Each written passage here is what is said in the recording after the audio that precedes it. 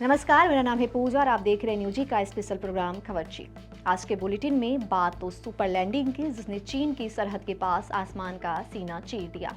बात करेंगे भारतीय नागरिक निखिल गुप्ता की, जिसे अमेरिकी कोर्ट ने 24 साल की सजा सुनाई है। बात उस शहादत की जिसे याद कर आज भी देश की आंखें नम हैं। बांग्लादेश की बात होगी, जहां तारिक रहमान के शपथ ग्रहण में पीएम मोदी को बुलाने की तैयारी हो रही है। और आखिर में बात करेंगे खेल जगत की। तो बैठिए, चाय का घूंट लीजिए और इत्मीनान से सुनिए आज का पूरा कच्चा चिट्ठा। सबसे पहले बात उस लैंडिंग की जिसने आज इतिहास रच दिया। प्रधानमंत्री नरेंद्र मोदी देश के पहले ऐसे पीएम बन गए हैं जो वायुसेना के एयरक्राफ्ट से सीधे नेशनल हाईवे पर उतरे। पीएम मोदी असम दौरे पर है। वो आज सबसे पहले चाबुआ एयरफील्ड पहुंचे और वहां से वायुसेना के C-130J सुपर हरक्यूलिस विमान में सवार होकर डिब्रूगढ़ के मोरन बाईपास पर बनी इमरजेंसी लैंडिंग फैसिलिटी पर उतरे। सिर्फ लैंडिंग ही नहीं, गुवाहाटी की जनसभा में पीएम मोदी ने कांग्रेस पर निशाना भी साधा। वो जनसभा के दौरान कांग्रेस के खिलाफ काफी आक्रामक दिखे। उन्होंने कांग्रेस पर सीधा प्रहार करते हुए कहा कि देश का बुरा सोचने वालों को कांग्रेस अपने कंधे पर बैठाती है। उन्होंने याद दिलाया इस दौरान कि कांग्रेस के दौर में सेना के लिए हथियार खरीदने का मतलब सिर्फ हजारों करोड़ का घोटाला था।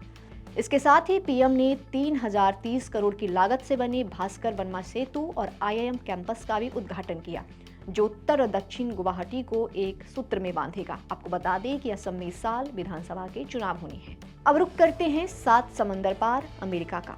खालिस्तानी आतंकी गुरपतवंत सिंह पन्नू की हत्या की साजिश के मामले में एक बड़ा फैसला आया है।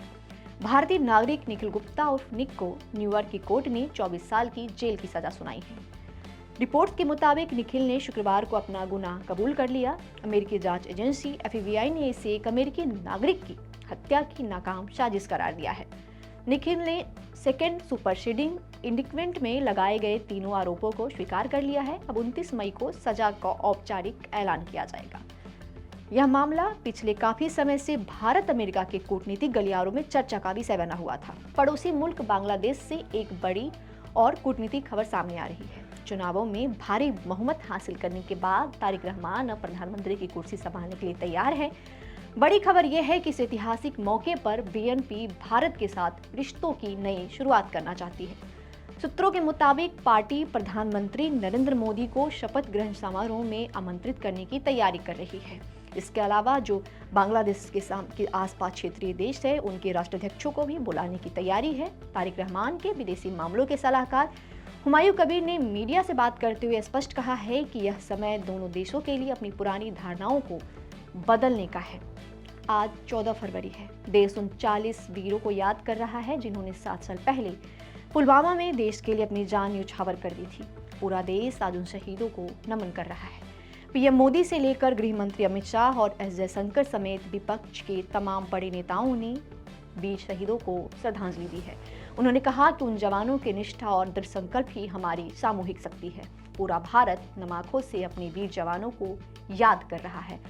खेल जगत से खबर आ रही है कि 14 साल के विस्फोटक बल्लेबाज वैभव सूर्यवंशी, जो हाल ही में अंडर-19 वर्ल्ड कप जीतकर लौटे हैं, इस साल 10वीं बोर्ड के एग्जाम नहीं देंगे। 17 फरवरी से CBSE की परीक्षाएं शुरू हो रही है और वैभव को एडमिट कार्ड भी जारी हो चुका है, लेकिन वो परीक्षा में नहीं बैठेंगे।